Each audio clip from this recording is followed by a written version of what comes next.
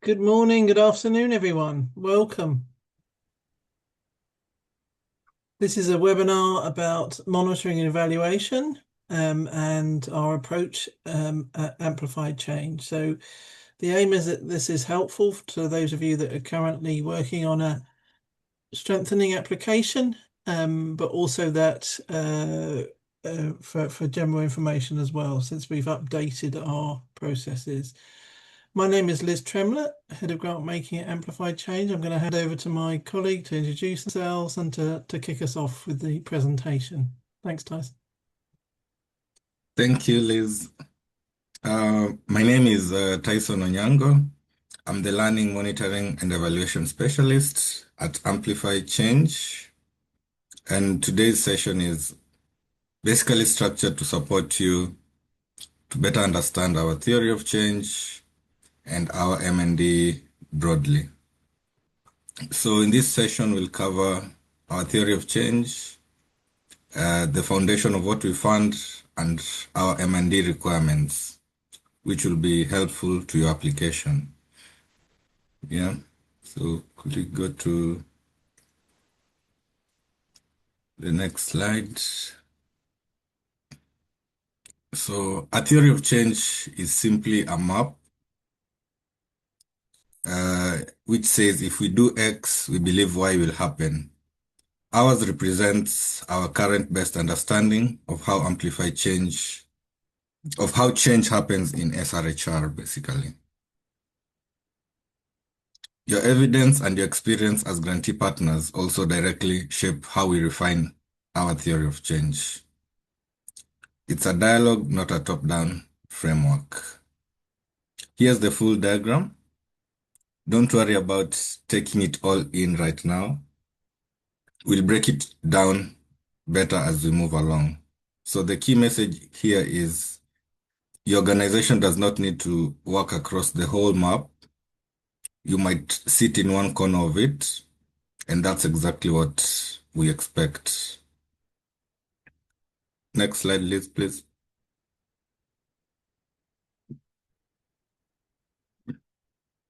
So what is AmplifyChange ultimately working towards? We have 5 goals. I'd encourage you to genuinely reflect on which you work authentically, because each of this is distinct and different in its own right. And our reviewers can easily tell the difference between a real fit and a stretched one. I'll speak more into each of these as we move by, but I'll just go into explaining a little bit about each. So, ending gender-based violence, freedom from stigma and discrimination, sustained rights-based SRHR services for all, ending unsafe abortion, and SRHR education and information for all. Your project should speak to one or more of these. You don't need to cover all the 5. So let me move to the long-term results slide. We have 5 long-term results. These are the structural changes necessary for sustained transformation. You won't achieve a long-term result in a single grant cycle, but your work should be contributing to one.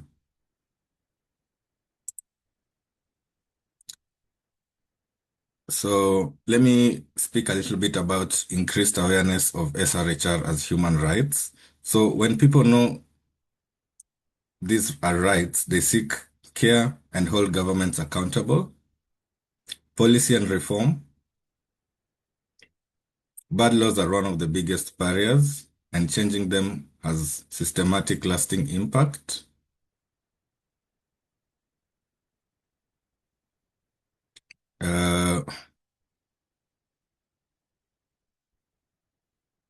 Improved access to quality services. Good policies don't help if services aren't available or designed for the communities that need them. more inclusive social norms, and reduce stigma. Even with good laws and services, stigma stops people from seeking care. Changing that is slow, vital work, and governments ensuring SRHR funding for long-term national ownership and sustainability. Your project connects to one or more of these. Be honest about which one, and you don't have to claim all five.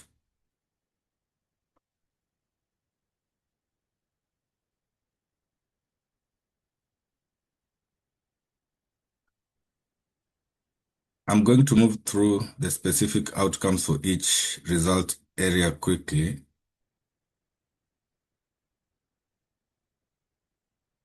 So,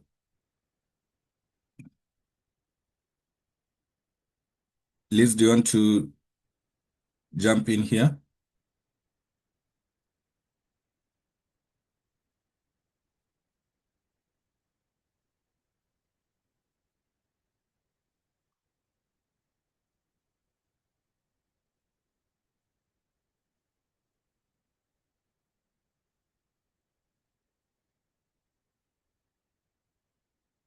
Or should I move forward? Sorry, Tyson, it was jumping around on its own. And I was on mute talking to myself, so I apologize. No, So no. just a little bit more on these individual results areas. So increased awareness of SRHR. So we're looking to be thinking about increased knowledge of the laws, how to seek better information and services. So do people know where to go? And is this sort of knowledge universal? And then, of course, holding governments accountable for providing services to everybody. Um, Empowerment to be able to claim those SRHR, part of that is knowledge. Knowledge is power. But for people to be making autonomous decisions about their own SRHR, this could be reporting GBV, but also able to make life choices, for example, about marriage, family size, etc. And then we're also looking to see about this sort of support for marginalized groups. Are they included in the conversations? Are they aware of their own rights within that context and that country and how to access them?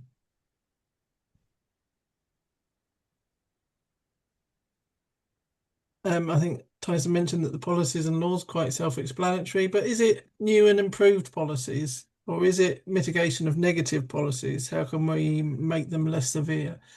Is it in some cases holding the current law, holding the line is just as important, and that feels quite pertinent at the moment in the world. Development of new or updating existing guidelines and protocols was also fall within that. So if there's a law in place and it's not being implemented well, perhaps there's some guidance or protocols that are needed to ensure that implementation. Then looking at improved access to quality SRHR services. This may be to do with increasing availability, accessibility, or even acceptability of services. We don't, this would never be service provision. We cannot support any service delivery at all at AmplifyChange. This is about building structures, advocating for governments and others to take on that burden of accessibility, but perhaps providing evidence to highlight where that accessibility is less than adequate. Could be talking about expansion or improving of resources or services, and that can be, advocating, for example, for family planning, increased variety of family planning services, for example, but not providing, obviously. Strengthen multi-sector capacity and engagement for SRHR services, delivery focused on change at the broader service delivery system. So this is really looking at thinking through how services are being delivered and by whom, and whether they have all of the tools that they would need to be able to do that, the level of education, awareness, bearing in mind that not everything is taught in a standard curricula. Moving on to inclusive social norms and reduce stigma and discrimination. There's a double aspect to this one, and really looking at how important it is to change attitudes, beliefs, and values. And that's a lot of work around things like values clarification. It can be around attitudes of sort of leaders, community leaders, religious leaders, for example, and looking for that change and that turning around based on usually evidence, and the impact of some, for example, traditional harmful behaviours. Increased inclusive behaviour and actions towards marginalised groups, services needing to be more accessible to a wider range of people, not just targeted at one particular group. That may be unmarried women in some contexts. It may be younger girls and women, for example. And finally, on these long-term results, we're looking at ensuring government funding for SRHR. This is really important for us in this funding round. We feel that this is a really important need right now, as governments are reorganising their funding following massive cuts from bilaterals. This is a really important time to get SRHR on the budget sheet. So obviously governments have a duty to ensure that SRHR is available. They may have very different opinions about what SRHR looks like in any given context, and that's work in and of itself. But making sure that there is SRHR in the budget, and that we're monitoring that we're monitoring how it's spent. We're looking at the size of that budget. We're looking at the reach of that budget, advocating for new budget lines at local levels to ensure that the SRHR is available. So this is where you have more decentralised governments, but also looking at the inclusion of SRHR for marginalised groups. And sometimes that can just be about being noticed. Sometimes it can be a small budget, but it's just about making sure that that inclusion is there and is embedded into budgets as well as policies. Am I handing back to you now, Tyson? Yeah, sure.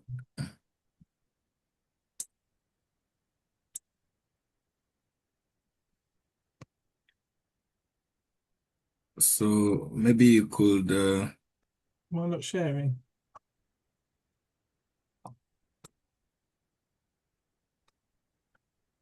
you're sharing. Okay. So Right. we've looked at what change we want to see, the long-term results. Now the question is, how does the change actually happen? This next section of our theory of change is about the pathways and strategies that lead to those results. The core insight here is sustainable social transformation.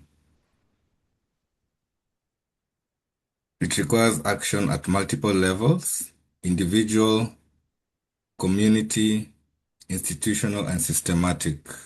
And it requires a mix of formal and informal approaches.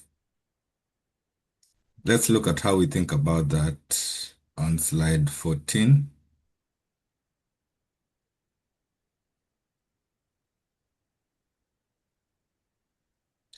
Broad-based inclusive movements are one of the most effective ways to create and sustain long-term social transformation. Not one NGO, not one campaign, but movements. This is why so much of what we fund is about building the infrastructure for movements and coalitions. Grassroots organizing, leadership development within marginalized communities.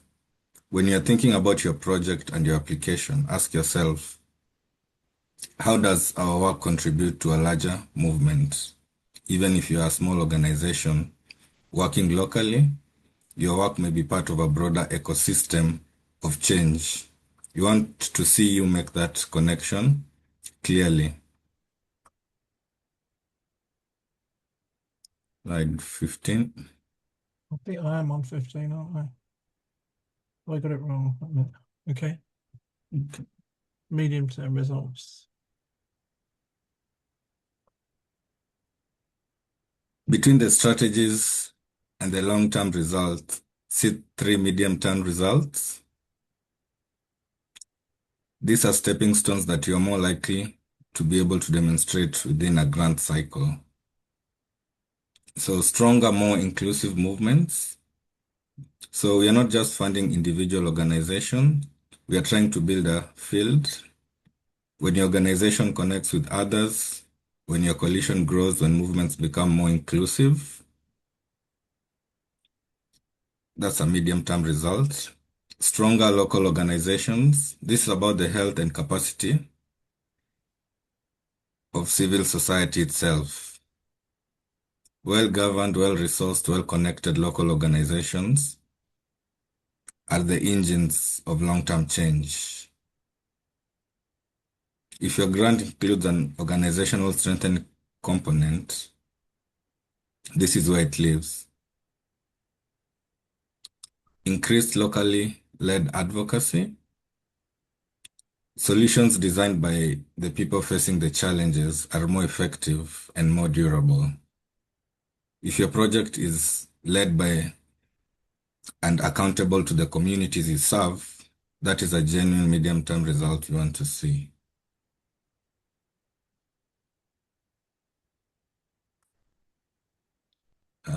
Next slide, please, Liz.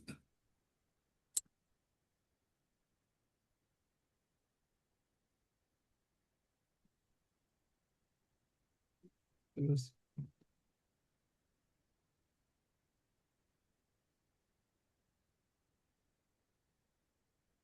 Result.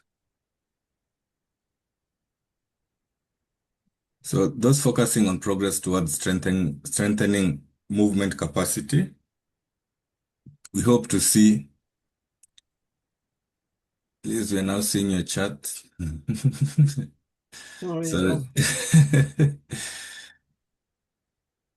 so those focusing on the progress towards strengthening movement capacity, we hope to see improved quality of data or evidence and analysis, increased participation and leadership of marginalized groups, strengthened capacity of CSOs, increased engagement of potential allies across movements, and locally developed new ideas being implemented, lessons learned and shared as well.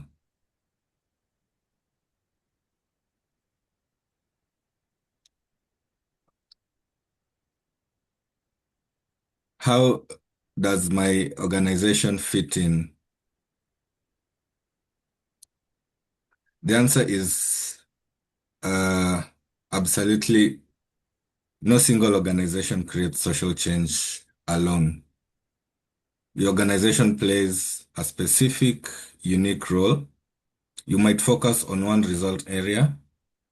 You might use 2 of the 8 strategies or outcome areas. You might reach one community in one district. And if you can articulate clearly how your piece connects to the broader picture, that's all we want to see. What we do not want is for organizations to stretch the application to cover everything, because that usually means nothing is well done. Be honest, be specific, be focused.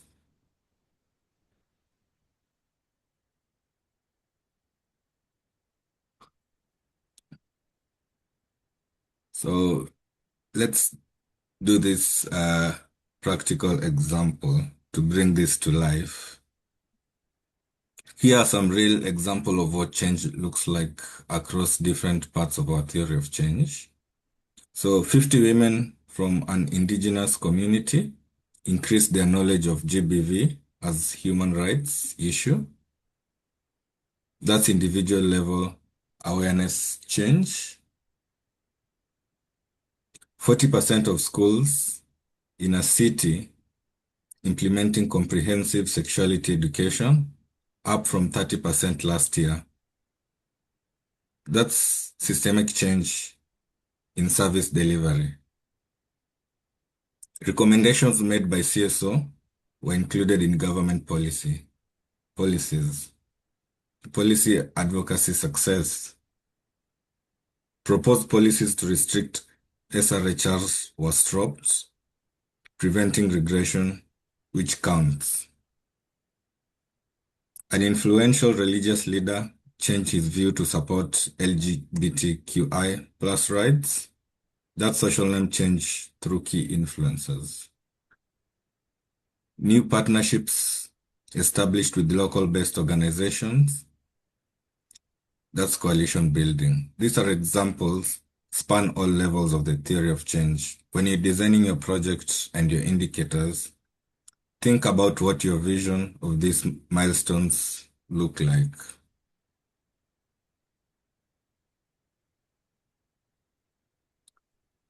So we've walked you through the full theory of change, what we are working towards, and how we believe change happens.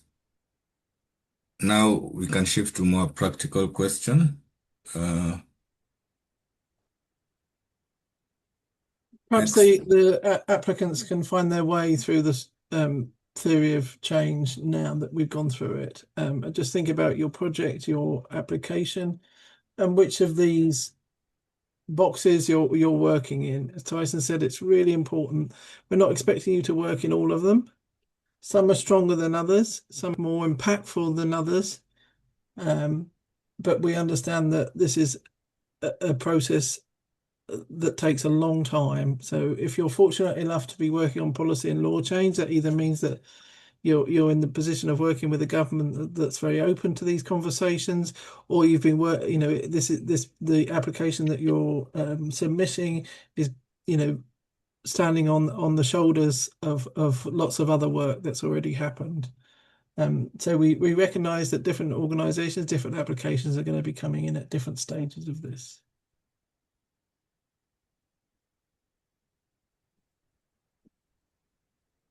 I think it's me taking it forward as well, isn't it, Tyson? Sure. Thank you.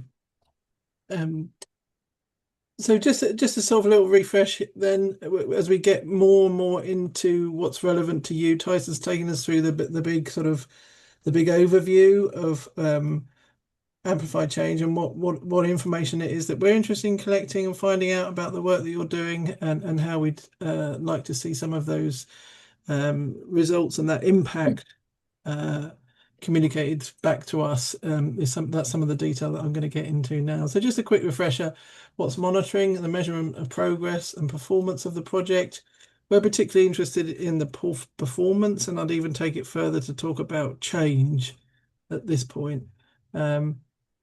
It's interesting to hear that you're successful in taking forward the activities that you're proposing, but we're also interested in seeking to capture here what happened as a result of those activities, what change happened. And to those of you that have met me before, then you'll know that this is my little mantra. What's the change that's happening? We'd like you to be thinking about this as early as possible. And we believe that this will help structure the activities that you plan if you're thinking in terms of changes. We want to know if, through the monitoring, we want to know that, and we hope that you want to know that your project is on track and is able to, and you're able to make adjustments along the way. AmplifyChange is a very flexible donor, and we're very happy if there's a sudden change in government or there's some such sudden change in direction that you need to respond to. We're very happy to help you think through what the sort of change in direction might end up being. But you will only know if you're making progress if you're actually trying to understand that performance, that progress. When to monitor regularly and routinely throughout the project, and having some kind of, we're very happy if you want a specific M&E person, or if you have an idea of M&E being sort of throughout the work of several staff members, that's also fine. But we really want to have a sort of help. We'd really quite like to be understanding what it is that you see as M&E and how you're going to be measuring that. So start with that, include that in your budget, in your planning as well. There's more information about M&E on our website, and we'll be directing you there as well. So just a few things to consider. Have you measured your results, or have you just measured activities? This is something that is really important. It's not just a tick box going through. We did that workshop, everybody had a nice lunch, and that's fine. what happened? What did those people do? And they walked away from that workshop. There are lots of different other activities, of course, but I'm just using a workshop as a simple example. Do we need to go back to that group who attended that workshop after a month, after 6 weeks, and check in with them and see what's happened, what changes happened, other things we can follow up with? And then I think thinking about who do you share the results with? It shouldn't just be us. This should be internally be used to sort of keep the project on track. And you may even find that there's some messages that would benefit the wider community externally, and particularly the wider movement. So something to bear in mind. So as Tyson's taken us very carefully through our long-term results and our medium-term results, so there are 8 of those in total, and these results we believe seeing progress in all of these areas we believe would lead to the overall vision of Amplify Change, which is universal SRHR. The choice of results area will depend on your project, and we ask you to think about that very clearly. We've put there's a theory of change again, just making sure that it's there and in your minds. And then you'll be asked to complete a project planning workbook where we've listed out a set of indicators for each of those results areas. We've developed these based on available evidence, experience of what works for SRHR advocacy, accountability, and activism. So it's not just a random set of indicators. We've also set some core indicators that we'd like, and you'll be asked to include a number of core indicators in your project. So you're completely at liberty to suggest other indicators that you think might be more appropriate for your project for things that aren't covered, and you'll see a list of those. You have the opportunity to include those. So. Liz, would you want to put slideshow version? They're saying they're not too small. Okay. I think I'm okay to do that now.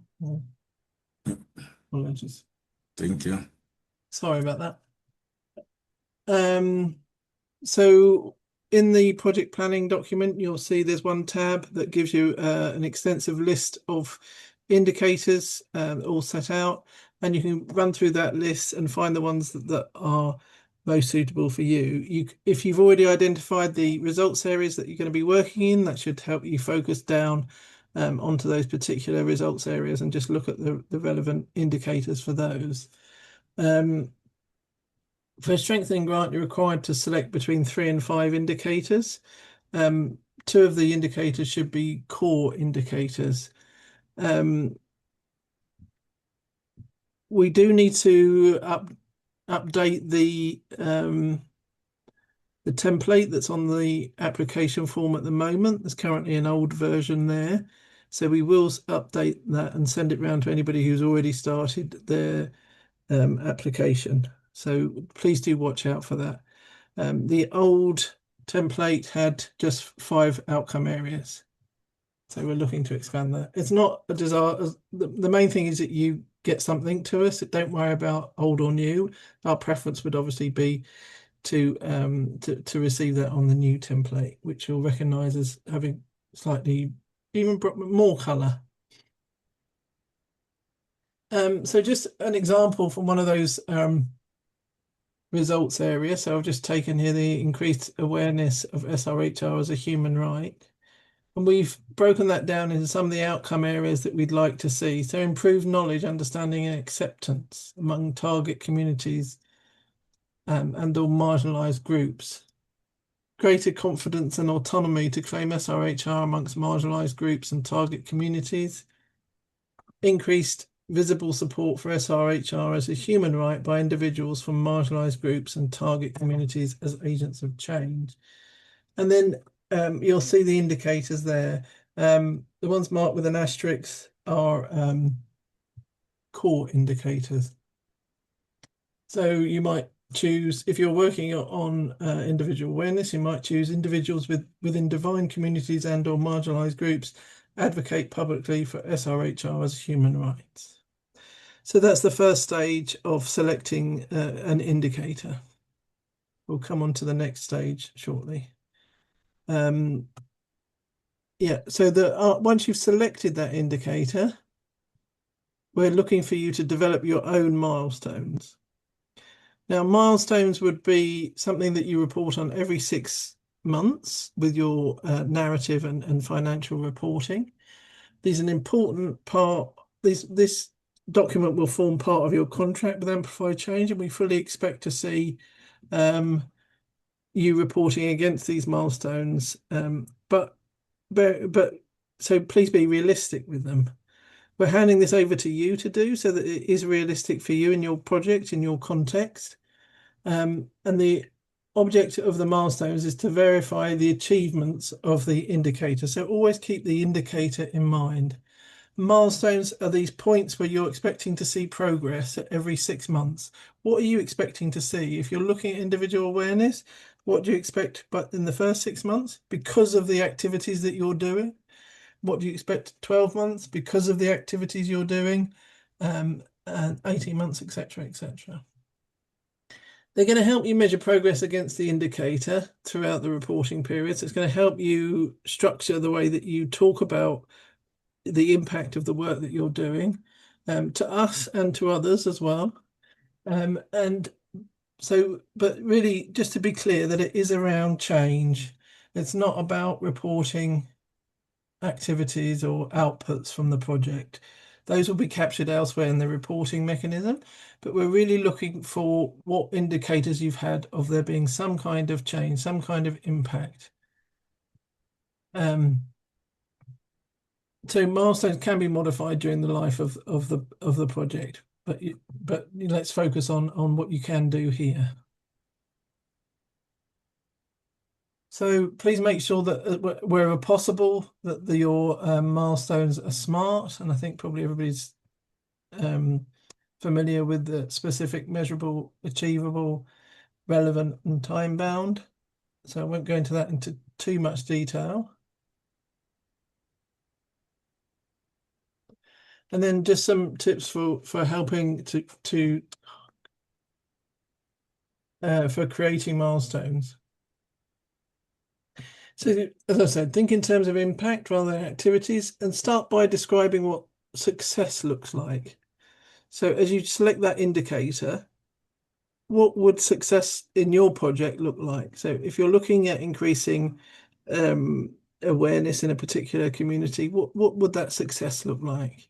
And that gives you the end milestone from which to work backwards. So you can create those midpoint milestones. What do you need to achieve at the midpoint in order to meet that final milestone? So just helping with that sort of stepping through, working backwards is often a useful way of doing that. So you can put multiple milestones for each time period, but we really encourage you to select the one that's most important. So for each indicator, you could put 2 or 3 milestones, but we're not asking for you to add a lot more. The reason why we say keep it between 3 and 5 indicators is because that's a manageable amount.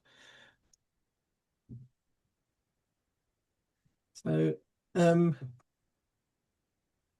just a little indication of what a smart milestone might look like. Develop well-packaged evidence for the Ministry on Health and how youth needs safe abortion services in District X by December 2023. We're a bit out of date, aren't we?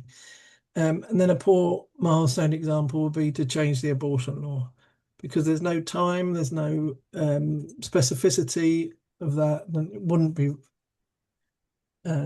it's really too broad.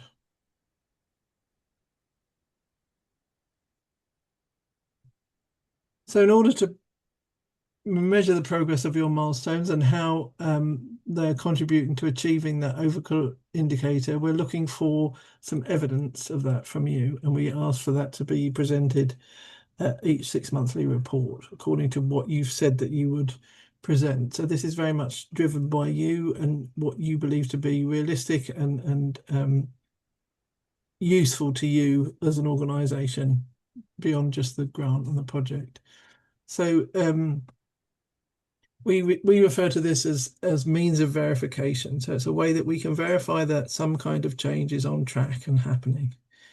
It can be anything that shows your progress against your milestones or proof of the steps towards the change. Means of verification can be quantitative, they can be qualitative, and we ask that you be creative. We're not necessarily asking you to spend a huge amount of budget here, unless that's already a big part of your application is around evidence generation. But we are looking for some kind of investment here around ensuring that things are on track and happening. So do think about how you design your monitoring systems here to help you gather this kind of information as well. So just to go into this a little bit more, so there is always the question of is it quantitative information? Obviously, this is important and useful, but we do recognise that in advocacy it can also be very challenging. We don't necessarily need to, it doesn't necessarily mean very much to say that 500 people attended the workshop if there's no change. How do you follow up with 500 people that attended that workshop? Well, you may choose to select a sample of people and get some kind of indication of how people are reflecting on either then how their knowledge has changed during the workshop or what they're doing with the information that they were given during that workshop. So other ways that may be useful in terms of thinking about numbers is using existing data. Is there any relatively recent DHS data, although I know that's difficult, or a framework such as the Afrobarometer that could help you with a baseline, and then you can look at what a national average is and compare your community to that. So it doesn't need, we're not asking for huge evaluations to get meaningful data, but sometimes it can be just a quick questionnaire at the end of a training or a pre and post test, just to see if what changes are happening, what are people starting to do, or follow-up calls is often quite a useful one. So we're really hoping that with this webinar, you can start to define what it is that you want to learn through the project. So on the sort of more qualitative elements, a compelling story can be just as illustrative and impactful. For example, if change doesn't always have to happen in volume, doesn't have to be lots of people. Sometimes it's much more effective to have a politician or a religious leader or a community leader change their mind. That can be much more impactful. So sometimes it's worth just talking to that person, recording that conversation, or in some way noting down that they're giving more sort of positive messaging around the subject that you're working on.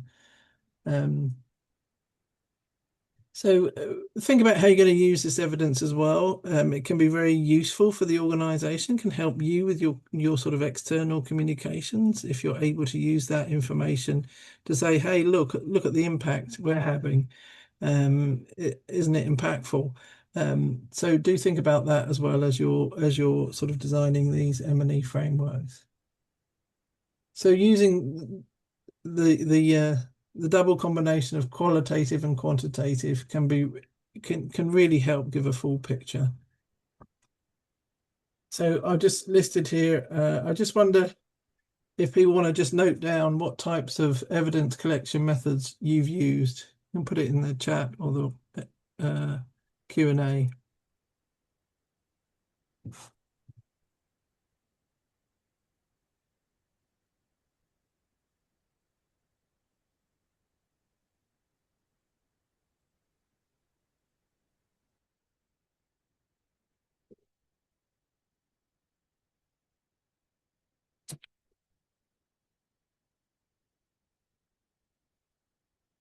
Nobody's playing my game. Outcome harvesting, we go. Thank you. Success stories, household surveys, focus groups, human interest stories, most significant change, video testimonials, community-led monitoring, feminist popular education methods, successful stories, data through community level focus group discussions, talking. Oh, it's going too quickly. Generate documentaries, success stories, system-less monitoring. Wow. Focus group discussion, surveys, documentaries, River of Life, that's a good one. Human interest stories, happy photos with happy faces activities, yeah. Testimonials. Right. There we go. Rapid assessment surveys, community interface meetings, literature reviews, client satisfaction surveys. That's fantastic. Lots and lots of ideas and suggestions there, baseline surveys, vignettes. Fantastic.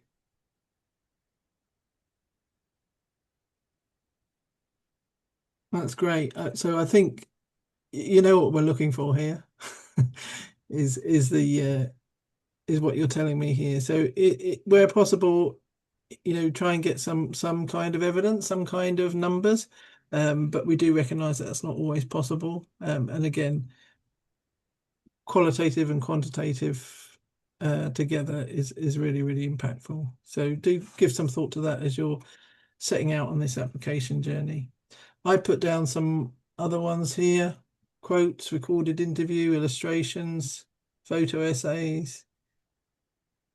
Sometimes people send in photos. We're not always quite sure what it is that you're telling us with the photos. So maybe putting it into some kind of photo essay or a little, you know, a document that helps just give a little bit of context, partner reflections, stakeholder perspectives, community voices, pre and post questionnaires, follow-up calls, visual case studies, first person narratives. So I think they were just about all, and they were all covered and more. I like the journey tree as well. That's great.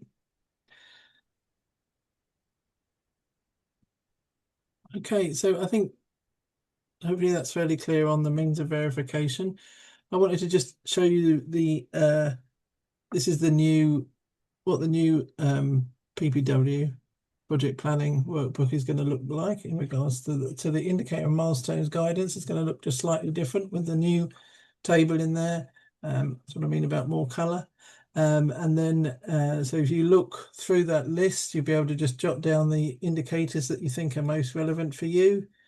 And then when it comes to the milestones tab, you'll have the drop down menu and you'll be able to just select those.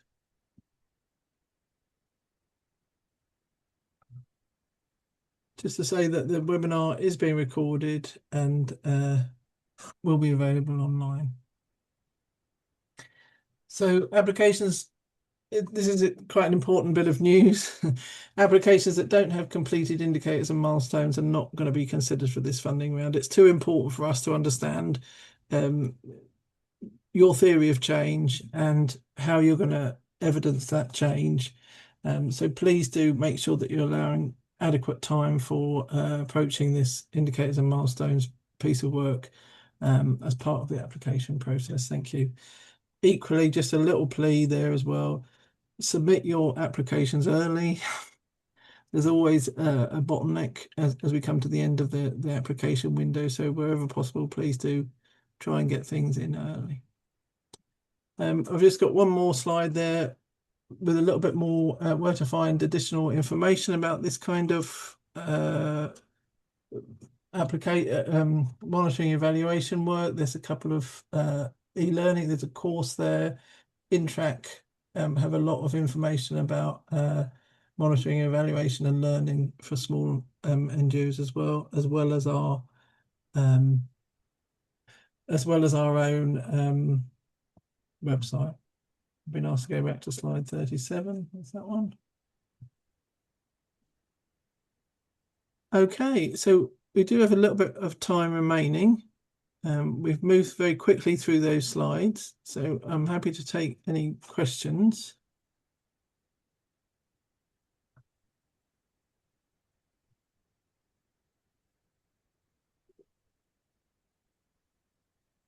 Is there anything you've seen there, Tyson?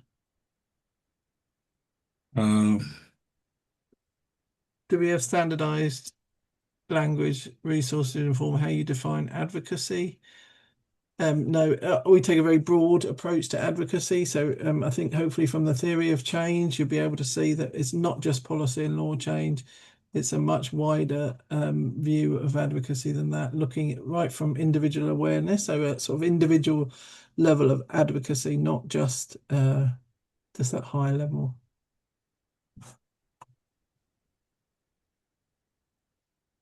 We on the timeline. So the question there as to whether or not we define the sort of medium-term results timelines or the long-term results timelines. The easy answer to that is no, because it's going to vary hugely from context to context. So it's so important that you really share with us the context that you're working in. We're obviously going to know, people reviewing are going to know a bit about the context you're working in, and we'll have that understanding. But please do try and explain why you're focused on that sort of stage of the advocacy process, if you like, or that corner of the theory of change. Tyson? Yes, Liz, I was distracted by the Q&A. I know it's a lot there. Are you asking me a question? I don't know if you've seen any questions to ask me or. Most questions are on sharing of the slides, so this will be available online. Questions about not meeting the threshold for minimum requirements expenditure. Can an Yeah. organization partner with another organization? So you could, but the other organization would have to meet the minimum expenditure. So it's not about putting your resources together. One organization would have to be the lead organization, and they would have to meet the minimum financial eligibility requirement. Okay. Can an organization that was founded in 2025 still apply? We asked for 2 years of expenditure. So I think if you gave us what you had, potentially that would be useful. If you're meeting the minimum financial eligibility requirements of a average of an expenditure that's close to 150,000, then that's great going.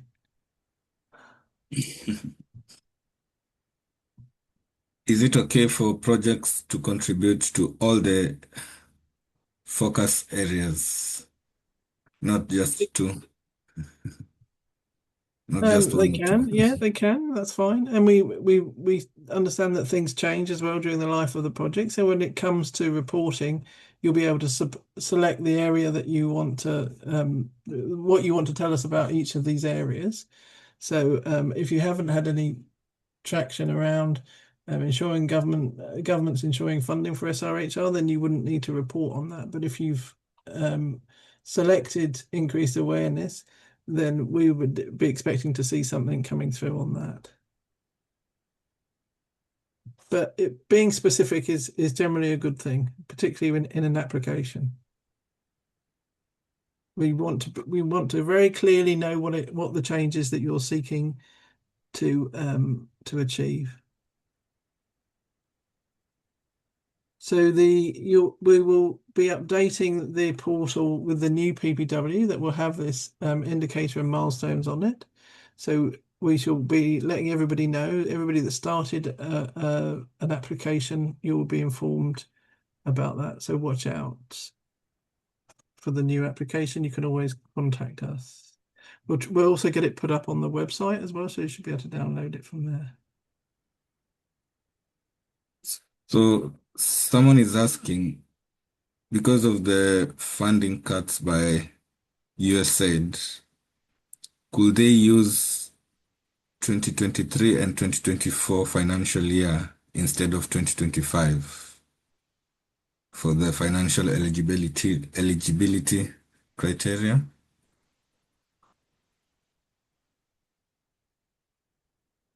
I mean, I'll be honest, we reduced the financial eligibility criteria to try and take into account some of those drops in funding that people have had. Previously, it was significantly started at 350, I think. Um,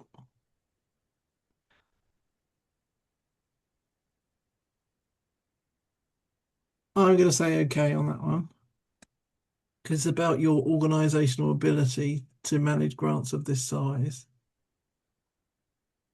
But I would be upfront and honest about it in the application process. So someone is asking, they're still struggling on registering on the portal and they haven't received confirmation yet. I'm sorry about that. So to respond to that, there's a huge demand for registrations and there might be a backlog. So kindly just be patient and you'll get a response soon.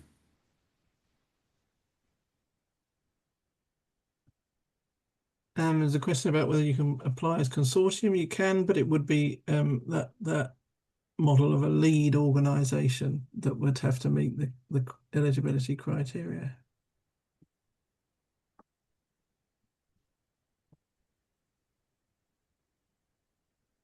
A European organisation cannot apply. We're looking to build locally led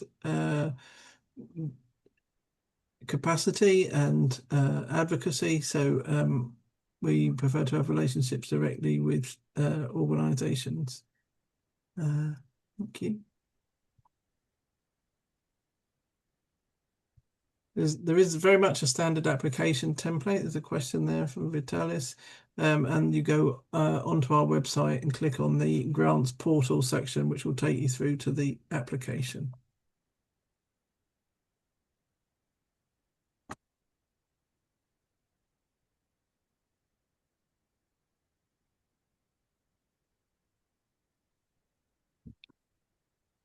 So no on granting allowed in this funding type. That wouldn't be possible. You could have downstream partners, however. So that's not giving them a grant for them to do with as they like. That's including their expenditure in the budget for this grant.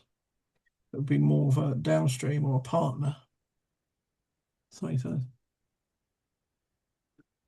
an organization with branches across different countries have a single application or submit from the different countries, e.g. Kenya, Ethiopia, Sudan? However you choose to do that, that's either is possible.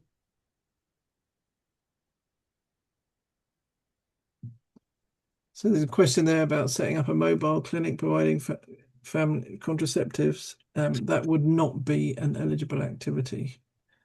We're looking at long-term sustainable change. If something is funded for 2 years, 3 years at most, that's not providing a sustainable change. It's a lot of infrastructure to build and provide. So we would prefer that money gets spent on much more longer term sustainable approaches, perhaps working with governments to make sure that their clinics are reaching the most remote areas or most marginalized people. Includes geographical marginalization. So it's very much around thinking about bringing long-term sustainable change.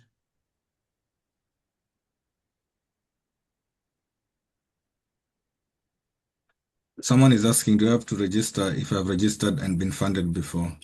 So no, you don't have to register again. You can use your previous account to apply for this funding as well. If you have forgotten your password, you can just do a reset if you remember the email address that you used. We are several times in applications around connections to movements. Please don't be shy there. We know that you're obviously competing with other organisations in those movements for the funding, and it is a very competitive process. And this is likely to be a very competitive grant. We have 50 grants we can give, and we're expecting, I don't know, maybe 2,000 applications. So it is going to be very competitive. Please take your time with each of the questions, fill them in adequately, recognize what we're looking at here, respond to what we're looking at. If we're asking about supporting movements, understanding how you're connected to movements is really important for us. So please don't just shy away of that. Oh, look at that question. Well, it's there for a reason. All of the questions are there because they're things that we're interested in. So please do, it's important to understand where you sit within the movement and how you're a pillar of that movement, even if it's temporarily. We recognize that movements are made up of activists and individuals and organizations. And, we can only support a couple of pillars perhaps within that movement, but this time, and then maybe it's a different because of the nature of our funding. Next time it might be different organizations, but it's so having that connection to those pillars and the wider movement is really important to make sure that there's the sort of benefit of the funding is felt across the movement. There are two related questions, Liz, here. Okay. So, because the registration process is taking long, can the application questions be viewed somewhere so we can start drafting before we register? And will there be a downloadable version of the application form for us to work offline? We haven't done that this time. In fact, so I'm afraid the answer to that is no. But you can see the sorts of areas that we're interested in. I'm sure you can start to develop your theory of change and think about, what's the problem you want to solve, and how you're going to go about solving it. So that's basically the sort of general gist of the application.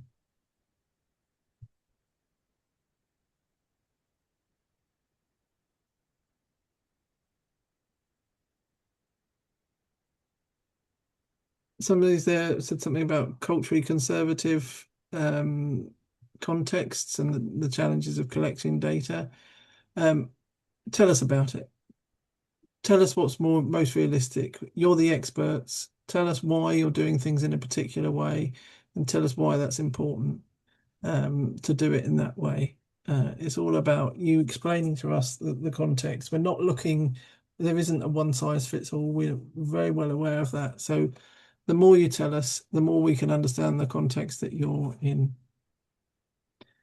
We're looking for organizations to be applying for between 100 and 200,000 in this funding round. So not less than 100,000, not greater than 200,000.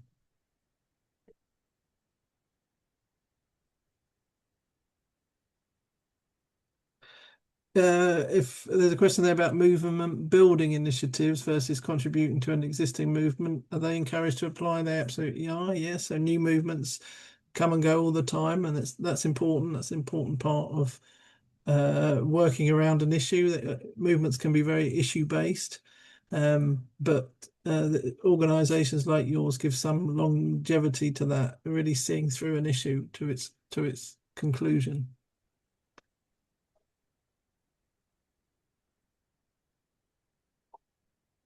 Okay, I think in the interest of time, we're probably coming to an end.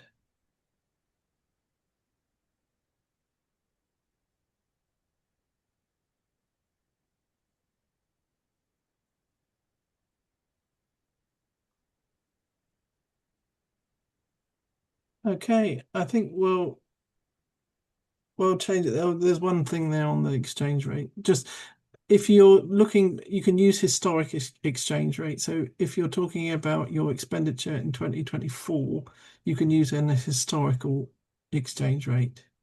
It's relevant to that time. You don't need to use today's exchange rate.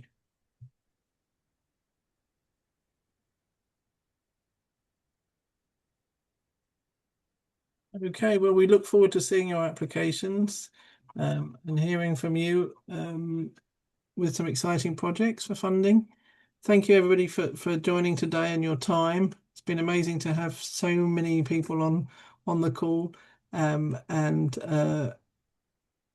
we have learned a little bit from doing this as well. So in the spirit of learning, appreciate your patience with some of the slides and things. So thank you, everyone. Thank you, Tyson. Thank you, Liz. Okay. Bye, everyone. Bye.